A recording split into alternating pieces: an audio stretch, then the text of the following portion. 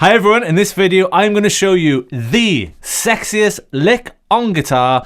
Best thing about it is you learn the shape once and in any key you can play it in 2 different places and over a bunch of different chords, and it sounds amazing, and it sounds like this. Stay tuned and I'll show you how to play it and also how you can get it into your own solos.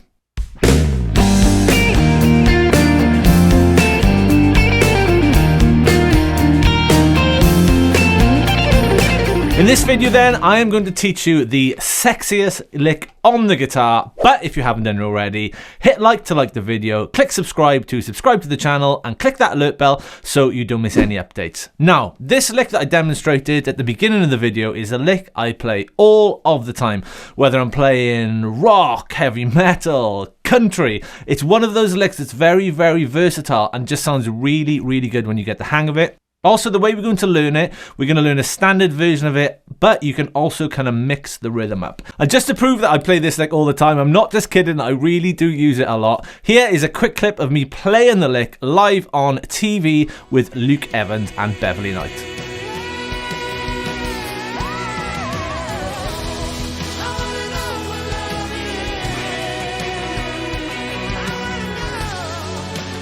Okay, so that was taken from a TV show over in the UK with Luke Evans, the actor. We had some great artists on there, Leanne Rimes, Nicole Scherzinger, Ollie Murs, and Beverly Knight. So as well as doing Fretlix, I'm a full-time session guitarist, and I was part of the house band for that performance. But enough about that. That's just showing you that I do actually play this lick all the time, and there was it live in action. So let's get stuck into this lick then. For the purpose of this lesson, we're going to be in the key of C. Okay, so the lick when we learn it is going to be starting off, we're going to learn it in C major. So the lick one more time sounds like this.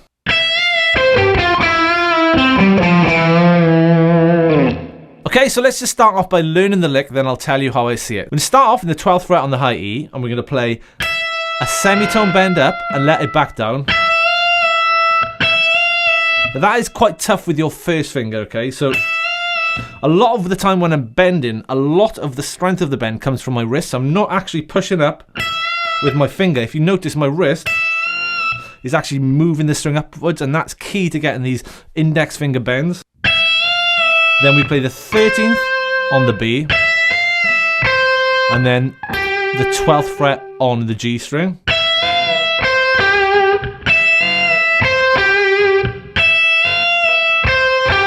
Then we play the 10th fret on the G, 9th fret on the G.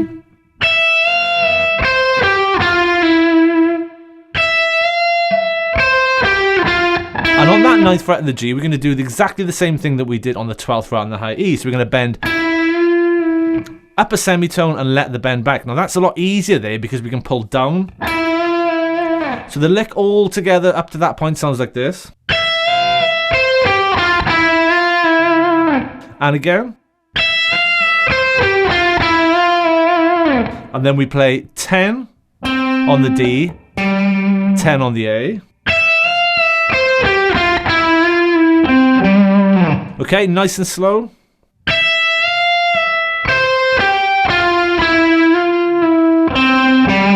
Then we play 8, 7 on the A string.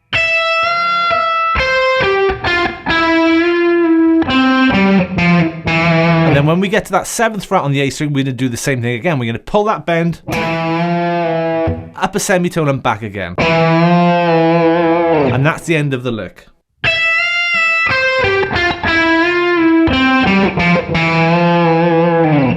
Okay, so that's the lick in its entirety. Let's do it with a metronome. Here it is at 60 BPM.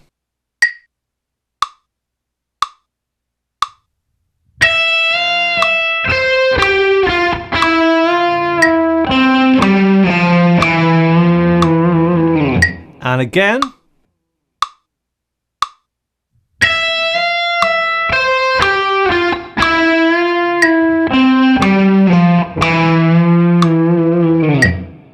Let's speed that up a bit more. Here it is at 80 BPM.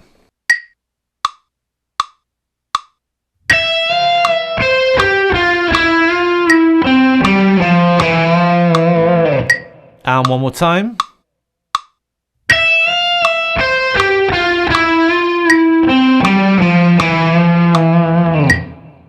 And let's speed that up a bit more. Here it is at 100 BPM.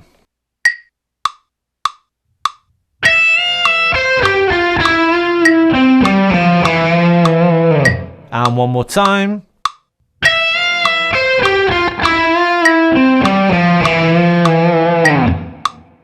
Okay, so that was the lick at a few different tempos. Let's just talk about now how we can move this lick around and how I see this lick, so it means I can kind of easy play it in any key. So the way I see it, I think of it as triads and chord shapes rather than just thinking of it as a lick on its own. So the first part, there's two ways you can see that. You can see that as coming out of the top of a C-shaped chord like this. There's a C major C shape, okay? Or if you know your triad shapes, you can think of it like that, which is the top of a D-shaped chord as well. So that's where it's overlapping these shapes. Or there's just your straight triad. So I see that starting there.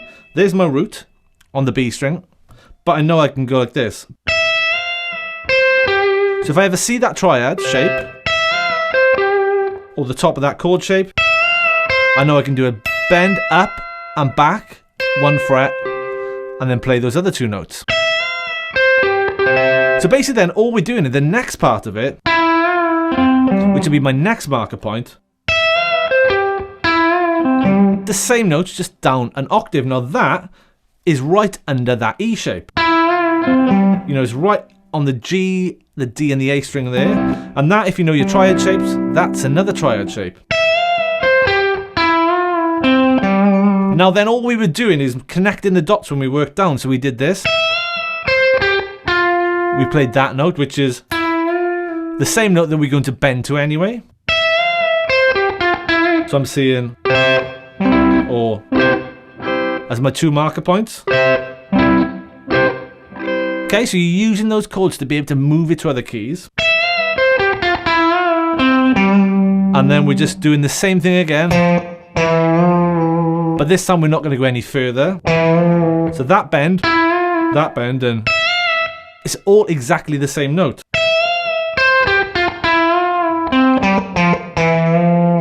So it's the same lick, just moving down octaves. We could take this lick down further like this.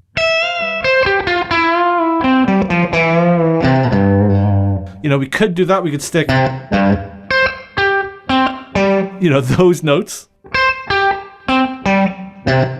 down an octave. But I just find for me, ending there is just a bit of a nicer place to cap the lick off. So that's all we're doing. We're literally playing 3, 1, 2, 3.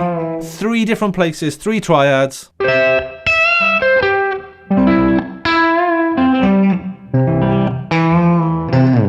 Okay, we're just going to take those 3 triads, or you can think of it as chord shapes, so either the top of your C shape or your D shape. There it is. Then into your E shape. And then it's kind of into your G shape. If you want to go down lower, but normally, as I said, I just play the lick. Just sounds a bit cooler like that. So that's how I navigate it around the fretboard, by just using the chord shapes or those triad shapes. So it just means if I need to change key, I'm not stressing over scales. I can literally just look at the chord picture. So if I wanted to move this to, say, the key of A, I would see my C-shaped chord first,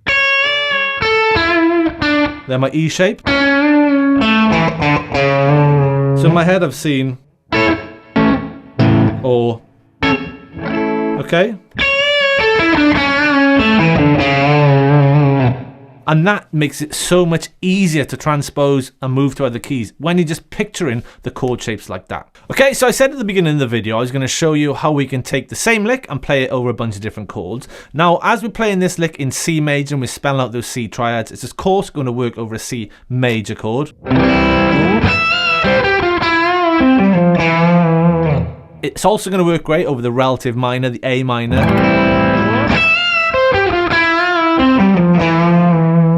But it's also going to sound great on the other chords. It's going to sound great on your 2, which would be the D minor 7. It's going to sound great on the 4, the F major 7. And going to sound good on the 5, your G7. It will also work over the 3, the E minor, but that's probably the one it's not going to sound the best over. But it still will work, you know, because we're playing in the key of C. That first one we've just learned there, using all those C triads, is actually going to work over all of the chords in a progression in C major. But my personal favorites are going to be the 1, the 2, the 4, the 5 and the 6. okay, for that position. But what we can actually do then, we can play the same exact lick in a different place in the key of C. Okay, so stay with me. What I mean by that is we can play the exact same pattern, the exact same lick. We're just going to start it somewhere else, like this. Okay, so there I started it in the 7th fret on the high E.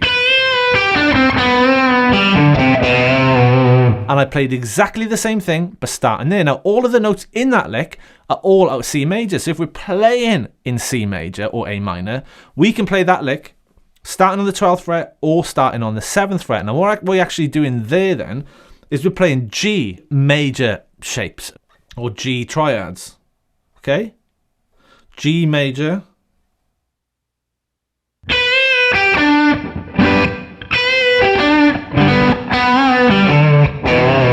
So that's all G major shapes, okay? So that's going to work as well really nicely in the key of C, and that is one I use a lot. So the way you can remember that then, you either remember that in the key of C, you can use your 5, your G major, and play it there as well, or that note, that 7th fret on the high E is your major 7, so you're 1 fret away from your root. So all you need to think is, there's my root, there's my C. I can start it backwards 1 fret from my C. So if you're soloing away in C major, you can do it in. Or. Okay, so you can do it in those two places, which is amazing news. You know, we're getting a lot of fretboard and a lot of bang for our buck with this sexy lick. Okay, so what I'm going to do now, I'm going to put a backing track on that's in A minor, which is the relative minor to the key of C. And I'm just going to play that lick in a few different places so you can hear how it sounds in context of an improvisation. All sounds like this.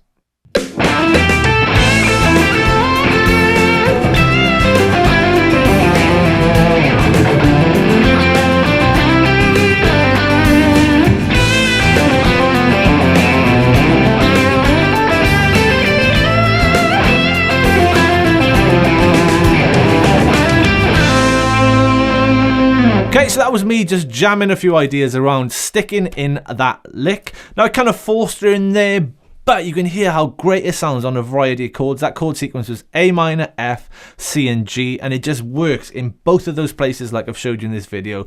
I highly recommend getting into this lick and really getting it under your fingers because, like I said, you can use this in a bunch of different styles and it always just sounds so great when you play it. Definitely stick with it. Take it easy. Practice it slowly, and I promise you it'll become part of your staple lick bag. Hope you enjoyed that video. If you haven't done already, hit like to like the video. Click subscribe to the channel, and hit that alert bell so you don't miss any updates. If you want the PDF workbook for that, you'll see a bunch of diagrams with the chords, triads, and the lick transcribed. You'll see a free link in the description, so make sure you grab that PDF. Also, if you haven't done it already, come and check out my online guitar school, fretlix.com. Loads of great lessons and courses guaranteed to help you become a better guitarist. Hope you enjoyed that lesson, and I'll see you again soon.